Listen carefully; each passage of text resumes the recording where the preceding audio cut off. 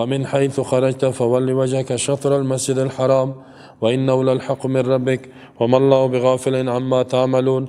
ومن حيث خرجت، از هر جایی که بیرون میشوی تو پیامبر، از خانه، شهر، قریه، فول وجهک، بگردان روی خود را، شطر المسجد الحرام، به طرف مسجد حرام، و انه للحق من ربک، بدون شک اینمی تحویل قبله حق است از جانب ربت است. و ما الله بغافل عما تعملون، نیست الله بخبر از او اعمالی که شما انسان انجام میتین.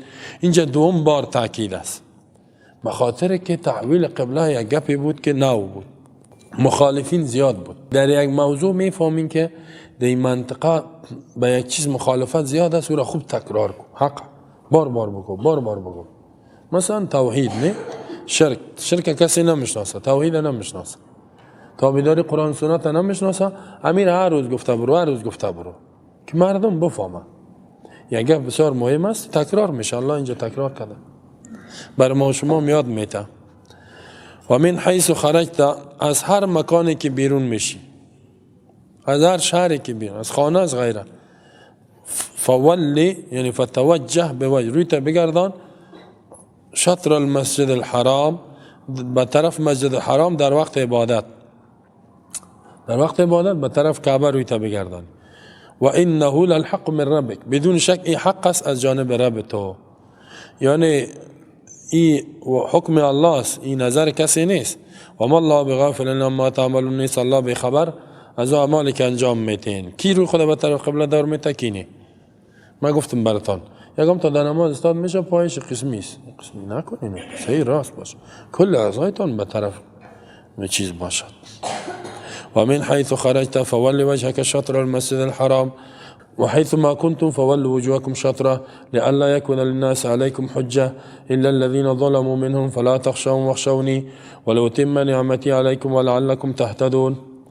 از هر طرفی که بیرون میشوی تو پیامبر، فولی بگردان وجهک، روی خود را، شطر المسجد الحرام، به طرف مسجد الحرام کعبه، و حیث ما کنتم، هر جای که شما مؤمنین هستین، خطاب به مؤمنین است، فولوا وجوهکم، بگردان رویایتان در وقت عبادت، شطره به طرف بیت الله، لئلا یکون للناس علیکم حجه، تا اینکه باقی نماند از برای انسان با بالای شما کدام دلیلی، الا الذين ظلموا منهم، مگر کسایی که ظلم کرده از اینا، ضد و عناد کردگی است.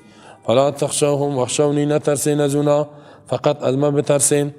ولأتم نعمتی علیکم، الله میگه قبل را ما براتان مقرر کردم تا کامل بکنم نعمت خود را به بالای شما، ولعلکم تهتدون، و اینکه شما به هدایت شوین. این نواقص بود، ما میخوایم که نعمت کامل شه، رویتان به طرف بیت الله دور بتین. سوم تاکید است. و من حیث خرجت، با علامه قرطبی میگن این در سفر است، در سفر یک جای دیگه است، هر جایی که بیرون میشوی، فولی وجهک، بگردان روی خود را به طرف مسجد الحرام، و حیث ما کنتم فولوا، هر جایی که شما مؤمنین هستین روی تانه به طرف بیت الله بگردانین. اشاره به سوی است که این حکم منسوخ نمیشه، این حکم منسوخ نیست. لئلا یکون للناس، اینجا یک فعل محذوف است، عرفکم امر القبلة، الله حکم قبله را بر شما معرفی کرد، آیات را روان کرد. چرا؟ لئلا یکون، تا که باقی نماند، للناس، از برای کی؟ یهود، نصارا، مشرکین مکه، هیچ کس، علیکم به بالای شما مؤمنین، حجتون، کدام دلیل، کدام بهانه استدلال نکنن اونا، بگوین که دین ما را انکار میکند، تابعداری قبله ما را میکنه، یک انتقاد از اونا میمون. این چه قسم نبیه تا دین ما را قبول نداره، قبله ما را قبول داره؟ اونایی تو میگفتن. رسول الله هم که به طرف بیت المقدس نماز میخوان، میگفت قبله ما را قبول کرده، دین ما را قبول نداره. رسول الله هم بسیار جگرخون میشد، میگفت کاش که یک حکم بیا که به زمینا جدا شه امه. از بر از اونا مشرکین چی میگفتن؟ دعوای ملت ابراهیمی را داره، ابراهیم قبلش بیت الله بود، هیچ نماز نمیخوانه، با اون بهانه بود. و دیگه ای که در کتاب از اینا بود که این پیامبر قبله دائمیش بیت المقدس نیست، پس اونا استدلال میکردن اگه این برحق باشه باید قبله دائمیش کعبه باشه. الله میگه من این کار کردم لئلا یکونه، تا اینکه باقی نماند، للناس، از برای یهودیا، نصرانیا و مشرکین. علیکم به بالای شما مؤمنین حجتون، کدام دلیلی، کدام بهانه باقی نمانه که استدلال کنن. خب دلیل وقتی که روی خود رسول الله به طرف کعبه گردانید واضح شد، حقانیتش روشن شد و مشرکین مکه هم فهمیدن که واقعا در دین ابراهیمی است. اینال بعضی معاندین که است اونا را هر چی کنید الا الذين ظلموا منهم، مگر کسایی که عناد دارن هر دلیلی که برشان بگویی اونا قبول نمیکنن که نمیکنن. فلا تخشوهم، پس تو از اونا نترس که بگپای از اونا بترسی باز مزبزب شوی. وخشونی، فقط از ما بترس. عظمت ما الله میگه باید در قلبت جا داشت، از مخلوق نترس، زیرا مرگ ما و شما پیشگیست پیش الله، حیات ما پیش الله، صحت ما، رزق ما، خوشحالی ما، غم ما. از کافر چرا بترسیم؟ از مخلوق چرا بترسیم؟ ولیتم نعمتی علیکم، اینجا یک فعل محذوف است. الله میگه ما همی حکم کردم که روی تانا به طرف کعبه دور بتین بیت الله تا که پورا بکنم نعمت خود را به بالای شما. یه هم یک حکم بود که شما در دین ابراهیمی هستین. ولعلکم تهتدون، و اینکه شما به هدایت شوین قبله پدرتان ابراهیم علیه السلام به او طرف برین. پس در اینجا الله متعال دیگه حکم کرد کما ارسلنا فیکم رسولا منکم یتلو علیکم آیاتنا و یزکیکم و یعلمکم الکتاب والحکمت و یعلمکم ما لم تکونوا تعلمون. ما امی نعمت به بالای شما کردیم که روی تانا حکم کردیم که به طرف بیت الله دور بتین. دیگه هم نعمت کردیم مثل که روان کردیم فیکم در بین شما مؤمنین رسولا منکم، رسول از جنس خودتان بشر است. پیامبر چرا آمده؟ وظیفه‌اش چی است؟ الله میگه یتلو علیکم آیاتنا، به خاطر از این آمده که بیان کند به بالای شما آیات ما، احکام و دستورات ما. در هر قرآن هر آیت یک گپی داره، یک درسی داره، یک مسئولیت ما در برابرش داره. یا پند بگیریم از این، یا یک حکم است، یا یک نهی است، یا یک خبر است، یا یک عقیده است. و یزکیکم، و دیگه این که پاک میکند شما را، به این خاطر آمده که تزکیه‌تان کنه، عقایدتان، اعمالتان، اخلاقتان جور کند. و یعلمکم الکتاب، و تعلیم بده بر شما کتاب الله را. معلم الکتاب اولش رسول الله، و الحکمت، سنت برتان یاد بده. و یعلمکم ما لم تکونوا تعلمون، تعلیم بده شما را چیزی را که نمیفهمیدین. در اینجا الله متعال دیگه نعمت بیان میکنه. یعنی معنی است که کما ارتباط میگیره به یک جمله دیگه، کما اتممت علیکم نعمتی، قسمی که نعمت خود را کامل کردم، پورا کردم به تحویل قبله که روی تانا به طرف بیت الله دور بتین. کذالک امی قسم ما الله میگه روان کردیم در بین شما نبی را، مثل که او یک نعمت بود دیگه نعمت کما ارسلنا. این نعمت مثل از اون نعمت است که ما روان کردیم فیکم در بین شما رسولا، پیامبر. پیامبر بزرگترین نعمت الله. الحمدلله که ما شما این نعمت قبول کردیم. وای با کافرایی که این نعمت قبول نکردن. نعمت دنیا و آخرت. چقدر امیال بیغم هستیم. هر قدر مصیبت ها باشه فکر ما آرام. یقین کنین آرامش روحی و روانی نتیجه ایمان به الله و رسولش است. خب الا بذکر الله تطمئن القلوب. هیچ چیز دیگه ما و شما را تشویش آرام ساخته نمیتونه. یکم تا میگه اگه این گپ شد زدنک میشه، کندنک راکت باران میشه، ما میگیم الله هست دیگه، خلاص. قیامت است، مرگ است، حساب است، جنت است. اینی هر قدر تکلیف بیا، مرگ تعیین است، پیش از اون نمیمریم. مصیبت هم تعیین است، اگر الله بخواه میشه، نخواه نه. کل اگه مصیبت باشه الله نخواه ما نباشم، نمیخواه، نمیشه. ایمان اینطور است، بسیار اطمینان میباشه، به شرطی که صحیح ایمان. همون چی هم شما در حدیث بخاری خواندیم نه، که همون کی هم گفت رسول الله صلی الله علیه و تایید کرد. عظیم روم نه، هرقل گفت که ایمان خاصیتش است که اذا دخل فی القلوب، وقتی در دلها داخل شد، ظهر بشاشته، نه همون تر و تازگی ظاهر میشه در اندام. واقعا تو خوشحال هستم. اگر نیم کشتار از مؤمنین هر جای زدن و بندی و اینا، ولی قلب ما هیچ. اینی مهم است، راحت، اطمینان قلب، امنیت قلب. این را با میلیاردها دلار بیتی نمیشه. اینا خود رسول قبول کردیم، بهترین کسایی است که تابعداری رسول میکنه. تابعداری رسول. چقدر راحت هستیم. مرده ما مرد راحت. کسایی که تابعداری رسول نمیکنن مرد قیامت سرش آمده. نامده. الله مرد چطور شد؟ چی چطور شد؟ اسقاطش چطور شد؟ فاتحهش چطور شد؟ ختمش چطور شد؟ پیسه را جمع کنیم. ملا را چند بتیم؟ ریسفیدا را چند بتیم؟ قماندانا را چی بتیم؟ حاجی صاحبا را چی بتیم؟ ما که مرده ما مرد هیچ. اون خدمتگارا کلگی میرسن میبرن میخوان قرار خانوارش نان تا میاره خورده بود. چقدر خوب. این نعمتی تابعداری سنتی راحت. عروسی ما که شد دیگه که عروسی نامشه بگیری که خواستگاری دارم من خدا کوار سرم مانده. چطور شوا یارو چطور راضی کنیم؟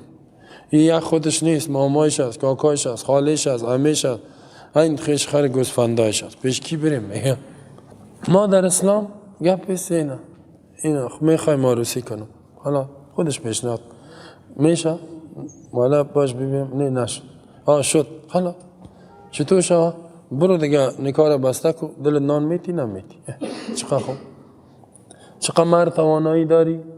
20,000 50,000 1 لک بگی بتی من برو نکاح بسته شد تا حالا شد دیگه چی کنیم؟ بگی برو حالا شد. نه مشکلات نه زدن و کندن نه او که عروسی شد کدام دلاکه بیاریم در کدام موتله بگیریم. نه این گپایی نیست. چه آرام هستیم. تابعداری سنت کاش کسی بکنه. نه راحت است یا نه؟ اگر نبودی دایی چی مصیبت است. شب خینهش در کجا شیرینی خوریش چطور کنیم؟ شب خینهش چطور کنیم؟ شب براتش ایدیش چطور کنیم؟ نوروزیش چطور کنیم؟ در نوروزی مایی وی که میبره باعث هم جلبیش چطور؟ ماییش چطور؟ زیر سعی میکنه سر سیل میکنه. خب یقین کنین اگر تابعداری کنیم ما شما کم کم مرضا در وجود ما هست. داد میزنیم در میامین دیگه خواستان هست و هم در مجد نه در دیگه مجد هم نه مرد هستی برو در مجد دیگه چیخ ده با سایکو زدن نه اینجا که آمد خوب چیخ میزنه. حالا امی عروسی که میشه پیش از او هم که میریم میگه والا نفر ما 200 نفره تو کی حق داده 200 نفر سر مامر میکنی؟ یک نفر تامنان نمیتم خود تامنان میتم نمیتم هیچ حق نداری سر من. این همی تو یک چیز نیست. ما شما هم باید تابعدار باشیم.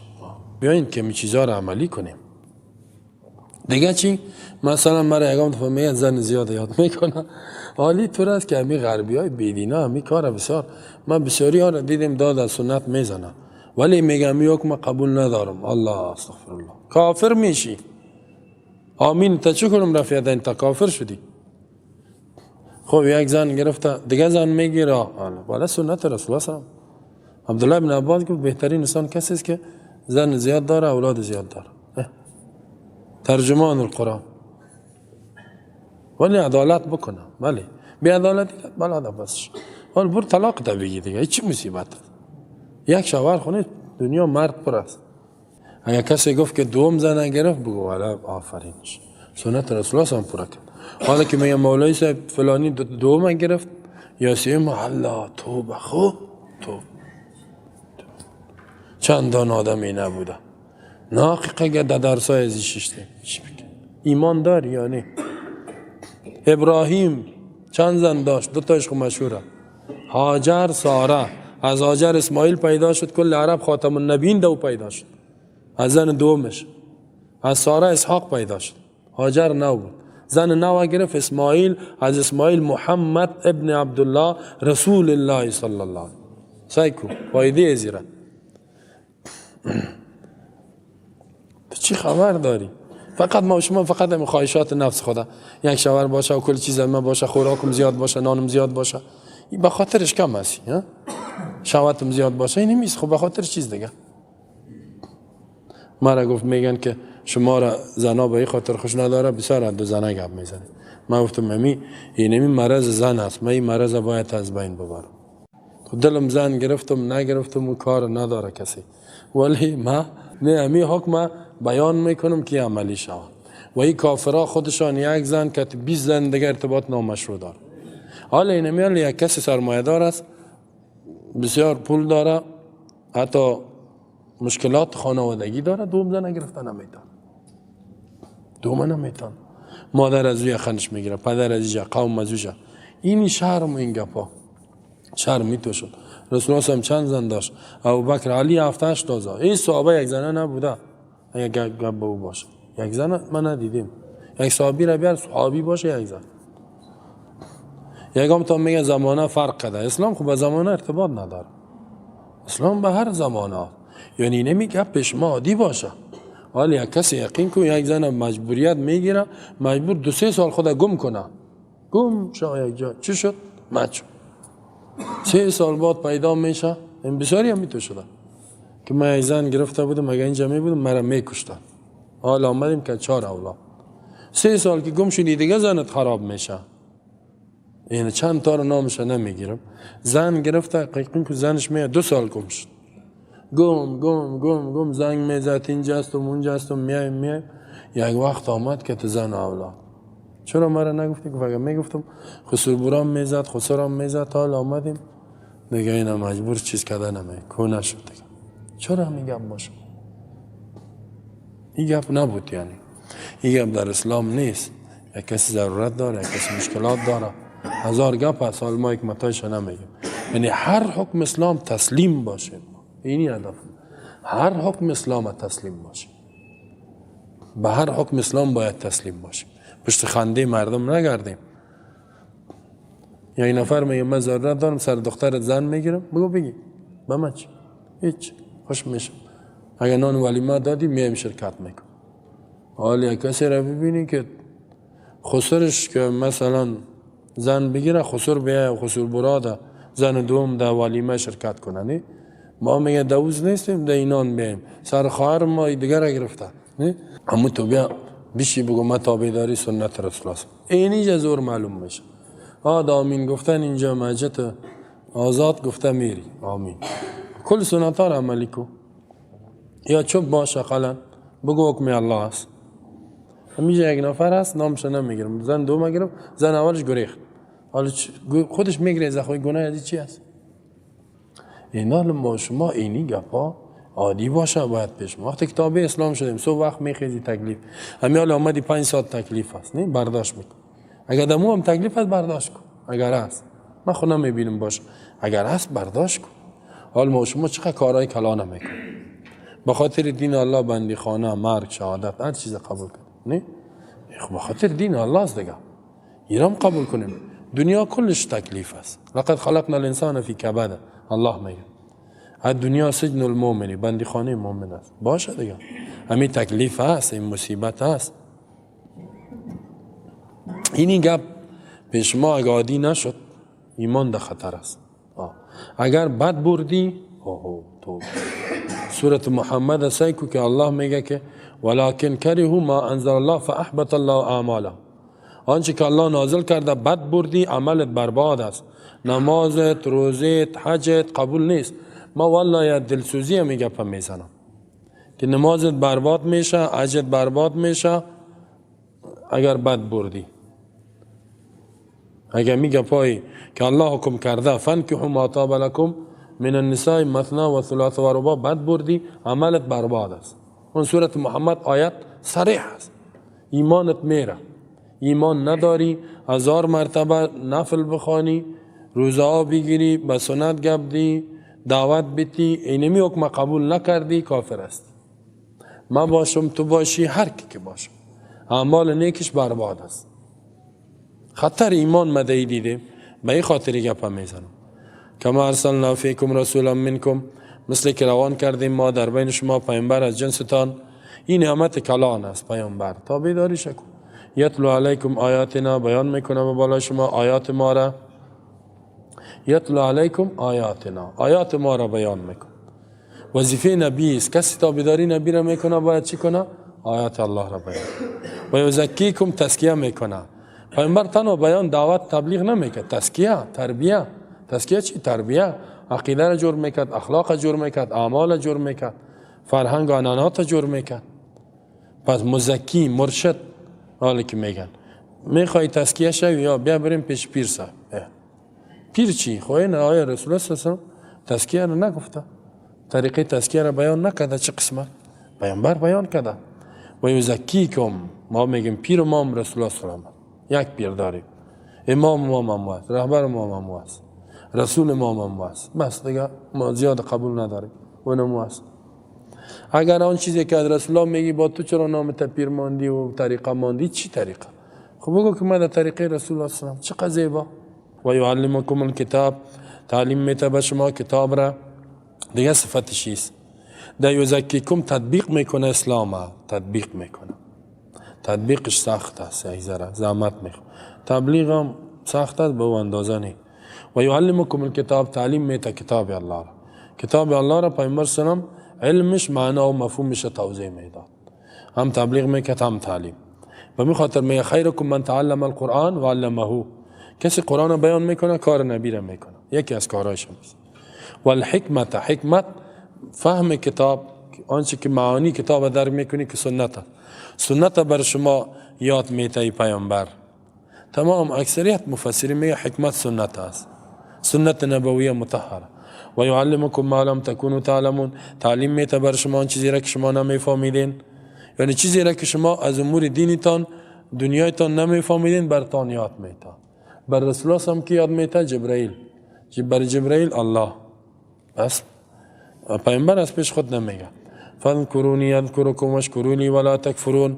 هر وقتی که تحویل قبله نعمت بود، آمدن رسول الله هم نعمت بود، قرآن نعمت بود، اینا شما این نعمت ها را سپاسگزاری کنید. فاذکرونی، یاد کنین، میگه الله میگه نعمت مرا سپاس، نعمت هایی که ما به بالایتان کردیم قولا عقیدتا عملا، اذکرکم، ما شما را یاد میکنم، ما که نعمت ها را برتان میتم. واشکرولی، سپاسگزاری نعمت های مرا بکنین، ولا تکفرون، سپاسی نکنین. فاذکرونی چند معنا داره، 11 معنا ابن جوزی کرده در زاد المسیر. فاذکرونی بالعبادت و الطاعت، یاد کنین مرا به عبادت، ذکر تنها به زبان، عبادت اطاعت. کل نماز ذکر الله، الله را یاد میکنین، در روزه، در زکات، در حج، در دعوت، در کلش ذکر الله، زیرا حکم الله است که تو میری عمل میکنی. اذکرکم بثواب، ما یاد میکنم شما را به ثواب، بخشش گناه، جنت ها. فاذکرونی فی الدنیا، یاد کنین در دنیا، در آخرت یادتان میکنم. فاذکرونی فی السراء، در خوشحالی یاد کنین. اذکرکم فی الضراء، در مرض ها، مصیبت ها یادتان. حتی در حدیث است که رسول الله صلی الله علیه و میگه که الله میگه که ای ابن آدم فاذکرنی فی نفسک، مرا در نفست یاد کن، اذکرک عند زبان، یاد پیش خود تنها. اگر در ملای اعلی یاد کنی در جماعت، ما تو را در جماعت ملائکه یاد میکنه. حتی حدیث بخاری است، الله میگه که اگر تو با ما یک بلیس نزدیک شوی، ما یک گز نزدیک میشم. اگر یک گز نزدیک شدی، ما 1 متر نزدیک میشم. اگر آهسته آمدی، الله میگه تیز میایم. اگر تیز آمدی، بسا این نعمت الله است.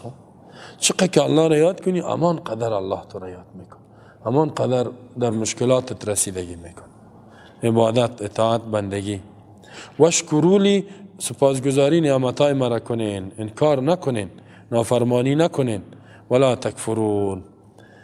یک واقعه است که موسی علیه السلام گفت ای رب چگونه من شکر تو را کنم؟ گفت تذکرنی ولا، همیشه مرا یاد کو، فراموشم نکنی، ترکم نکن. فاذا ذکرتنی، وقتی که مرا یاد کردی، با عبادت و اطاعت سپاسگزاری مرا کردی. اگر فراموشم کردی، فقط کفرتنی، باز ناسپاسی مرا کردی. باز الله میگه اگر نعمت‌ها را سپاسگزاری میخوای نعمتت زیاد شود، چی کو؟ عمل بکو.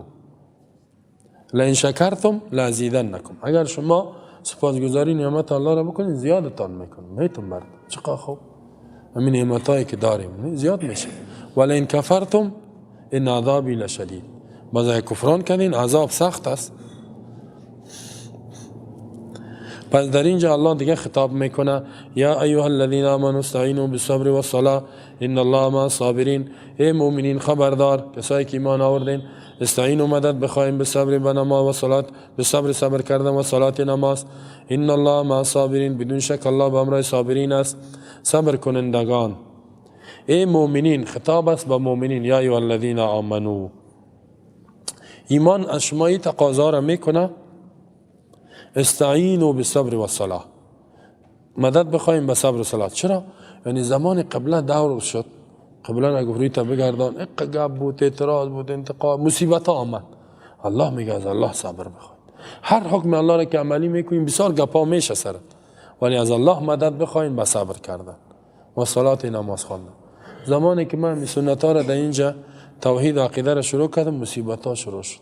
اول که آمدم چوب بودم، اون دوره مخفی واری بود دعوت، خب مشکلات زیاد. توحید که شروع کردم یک سر و صدا شد، میلیلی اقال مقال شد، ایتو شده.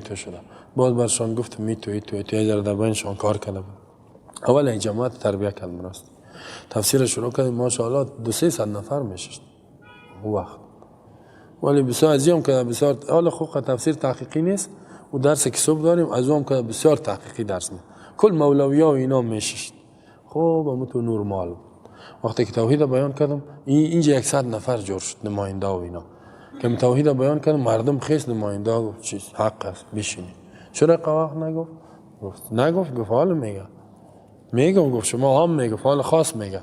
اما وقت هم گفت شما نمیفهمیدین، عام میگفت، اما مردم نمیفهمه، اون میگه مرا نمیگه، اون میگه مرا نمیگه. نه زمانی که خاص کردی هر کی میگه والا اون میگه مرا گفت، اون میگه مرا گفت. خاص هم میتونه که تو نام بگیریم. بعد از اینکه با سنت ها را گفتیم اینطور طریقه سنت ایتوز، نماز جمعه هم تو دو خطبه و امترا بود. گفتم رسول الله هم استاده میخوان یک دفعه که چیز میشد دیگه ششتن نیست و میگه پس این خب گفتم یک جمعه دیگه جمعه در تفسیر اینا. آخر خودشان گفت چرا مولوی صاحب عمل نمیکنی؟ گفتم خود شما خود شور بتین. گفت که ما آماده هستیم. باز اون که اعلان کردن باز قال مقال یک اینو بسیار باز نماز بخوانی الله کمک. این به این درجه که رسید بسیار با مشکلات رسید. ولی از الله مدد بخوام، مشکلات میاد. در خانه گپ جدیده که میاد اینا میاله ما که گپا رو میزنم شاید بخیزه بسیار کسا مرا سرکوب کنه، نه ولی باز عادی میشه اینجا بسیار گپاست، نه باز خوب میشه. تو یک جایی که گپ بود مردم تحقیق میکنه که میاست نیست، بالاخره باز برش عادی میشه. اگه نگویی مثل که عبدالله ازام در دوران جهاد الله جنتا رو نصیبش کنه که همین مجاهدین کلش بوده، باز در پنشیر هم بوده احتماد شای مسعود و دیگرها. بازی گفت در مسجد رفتیم، خودش میگه گفت که این عربا بود که ما و عربا انبلی و شافی و مالکی هستن یا تابعدار سنت است. میگه وقتی که نماز خوانده شد که می ولد ضالین گفته شد، آمین که میگفتم یک دو صف بود مجاهدین یا 3 صف، گفت چنان گریز شد از این مسجد، چیزی از کلکین میگریزه، چیزی از دروازه. فقط بگوی که بم انفجار کرده. خب وقتی که بم راکت بیفته کسی قنم میگریزه. کل دیگه گفت خلاص چند نفر میا مانده. خب نماز خواندیم که پشت سر فیر نکنن، تو خواندیم ترسیده روی دار دادیم. گفت چیز وای که وابی آمده، یهود آمده، نصارا آمده. ملا نگفته بود نه. بعد از اون ملا خیز که مردم چند مذهب داریم؟ 4. کدام است؟ ابو حنیفه رحمه الله، مالک، شافعی. گفت اینا حنبلی هستند، شافعی مذهب هستند. خب ما گفتیم که مذهب برآمده. گفت نه برآمد. بعد یک تا داخل شدن آمدش. ملا گفت شما چیق نزنین، شما دیگه حال خودم علامت نمیکنه که من نگفتیم نه. بعد از او عبدالله ازام گفت این مردم جاهل است، دیگه جایی که رفتین همین آمینا را ایستا بگوین که اگه آمین بگوین کدام مرمی نزنه کسی، تا سعی میکنی ضربت میکنه. اینی تو مشکلات بود. خود در اول اینی میتونه یک تور میخیزه و یک جنجال میخیزه. یا ایها الذین آمنوا استعینوا بالصبر والصلاة. یکم تا میگه که فلانیا بعد میاد از این سنت منکر هستن، قبول نداره. تو که فرض حکم الله را قبول نداری چطور میشه؟ در بعضی حالات از خودش خبر نیست، نه؟ برای یکم تا یک سوراخ پیدا میکنه، از خود خبر است، چند گپ قبول نداری، کلش قبول کو. یا ایها الذین آمنوا ادخلوا فی السلم کافه. داخل شوید در اسلام با پذیرفتن همه احکامش. ای مؤمنین خبردار استعینوا مدد بخواین. با از کی مدد بخواین؟ بالله با الله، در امور دنیا و آخرتتان. لیکن چطور مدد؟ به صبر کنین. در مدد خواستن صرف به زبان نمیشه، تو استقامت کن، تکلیف برداشت کن. صبر استقامت در برابر تکلیف ها و چند نوع صبر است پس آن بیان میکنیم. و صلاح نماز بخوانین، یعنی مصیبت پیدا نماز بخوانین، با نماز ثابت قدم باش، تکلیف هست دیگه. 5 وقت نماز تصحیح بخوان با جماعت، تکلیف برداشت کن. این الله مع الصابرین، بدون شک الله معیتش به همراه صابرین است. معیت نصرت و مددش، الله نصرت میکنه صابرین را، مدد میکنه صابرا را. بی صبر نه که چند روز چیق میزنه با دیگر روز میشینه. ثابت قدم باشی نصرت الله میاد، نباشی نه. این وعده الله. رسول الله سلام در تکلیف بیان اسلام بسیار تکلیف ها را دید، تسلیم نشد، آخر الله نصرتش کرد. اگر صبر نکردی نصرت نمیاد. ولا تقولوا لمن يقتل في سبيل الله اموات بل احياء ولكن لا تشعرون. نگوین ای مؤمنین لمن، برای کسایی که یقتلوا کشته میشن فی سبیل الله به خاطر حاکمیت دین الله، اموات مرده مثل دیگه مرده، بل احیاء بلکه اینا یک نوع حیات دارن. چه قسم است؟ ولکن لا تشعرون، لیکن شما نمیدانین کیفیت حیاتش. الله میفهم. اینجا آداب الله بیان میکند. آداب ازی که کسایی که درای دین الله میمورن نگوی که زایه شد، ای فه جوان بیچاره، گفته بودمش که میگه پاره نگوی، گزاری تکنی، نصیحت قبول نکن، اون آخر کشته شد. این تو یکم تا میگه نه چی زایه شد. بعد مسلمان ها در جنگ بدر شهید شد یا 14 نفر، چیزی در جنگ احد. منافقین در بین میگو زایه شدن، چی جوانی بود، چه خانمی داشت، چه اولادای زیبایی داشت، و نه کلش مال زندگی مان دیگه مان. گفتیمش که دی کارا دست نزن، نشد، آخر این تو شد. الله میگه اونا خو گفت زایه شد. الله مومنین ادب یاد میتونه کشدار، شما نگوین که زایه شد. یا در حیات حقیقی رفت. چی حیات است؟ این حیات تکلیف مصیبت، اینمیال ما اینجا ششتیم یک نوع تکلیف هست نه؟ تکلیف مصیبت، از این مصیبت ها خلاص شد. مصیبت دنیا در نعمت ها رفت. حیات حقیقی پیش الله حیات است، پیش الله زنده است. پیش شما مرده، پیش الله زنده. سبحان الله، چه یک درجه است. ولا تقولوا، الله گفت نگوین لمن، برای کسای یقتلوا کشته میشن. از این فهمیدن مرگ میآید، کشته میشن فی سبیل الله. در کدام را؟ فی سبیل الله، به خاطر اعلای کلمت الله.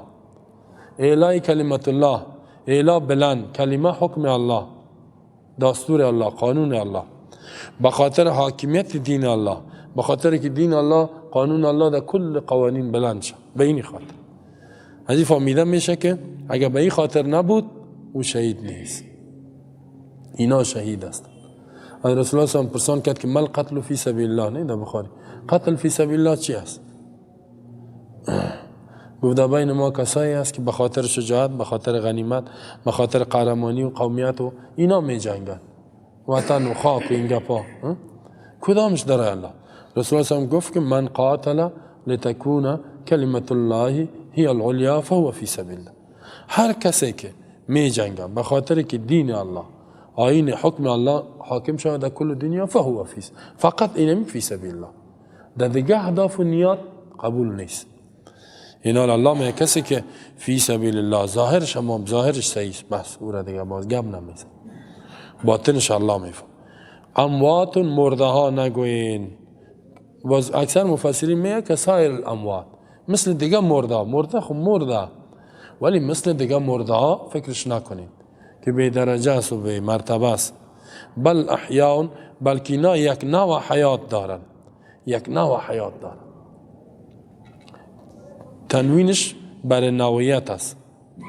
چه قسم است این حیاتش؟ به ما بگو. یکم تا میگه بیخی مثل دنیا زنده است، قبر دفتر باز کرده، هر کس که آمد مشکل از او حل میکنه از او.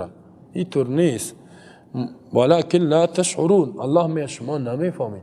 یک نفر من گفت استاد الله میگه که مرده زنده. گفتم در کجا؟ گفته در اینجا. گفتم بخوان دیگه شه، اوش نمیخوانه. ولکن لا تشعرون چی معنا؟ شما از حیات از این نمیفهمین چه قسم است، کیفیتش الله میفهمه. حیات برزخی است. و در سورت آل عمران الله میگه عند ربهم یرزقون، پیش رب رزق داده میشن. رسول الله صلی الله علیه و تفسیر کرده. در حدیث صحیح مسلم میاد که شهدا چه قسم است.